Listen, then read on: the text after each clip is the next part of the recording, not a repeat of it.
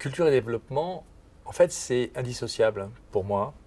Pourquoi? Parce que quand vous parlez de culture, vous parlez de mouvement, vous parlez de curiosité, vous parlez de créativité, vous parlez aussi du rapport avec l'autre ou avec la nature ou avec, vous savez, les artistes, la culture, c'est un monde de passeurs.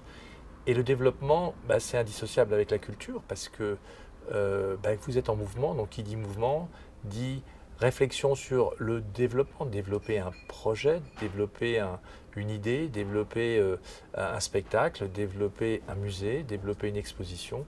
Donc le mot développement est là avec un noble terme qui est l'équilibre.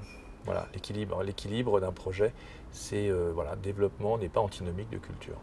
Ben, les enjeux commerciaux, si vous voulez, pendant longtemps, le mot commercial et le mot musée faisaient pas trop bon ménage, en fait, hein. C'est-à-dire que vous n'aviez pas de titre de directeur commercial. Alors ça a commencé la promotion, le développement, justement, développement des publics, pour pas appeler ça commercial.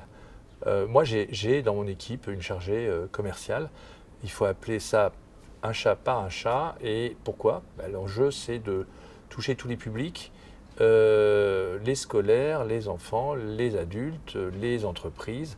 Et donc, voilà, c'est un développement commercial comme dans n'importe quelle entreprise, en fonction des cibles qui peuvent être intéressées par notre musée.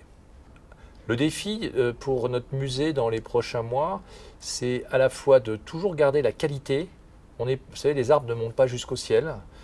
J'aime bien cette phrase, mais ça veut dire aussi il nous faut respecter une activité économique parce que il faut qu'on paye nos charges, parce qu'il faut qu'on paye nos salaires, mais en même temps, il faut qu'on garde la qualité du message qu'on veut transmettre au grand public.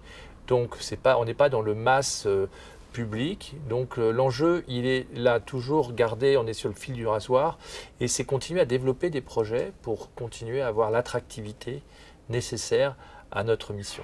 Je pourrais rajouter une synthèse de personnalités que j'ai eu la chance de rencontrer, qui est non des moindres, qui s'appelle Yvon Gattaz, qui est président d'honneur du MEDEF.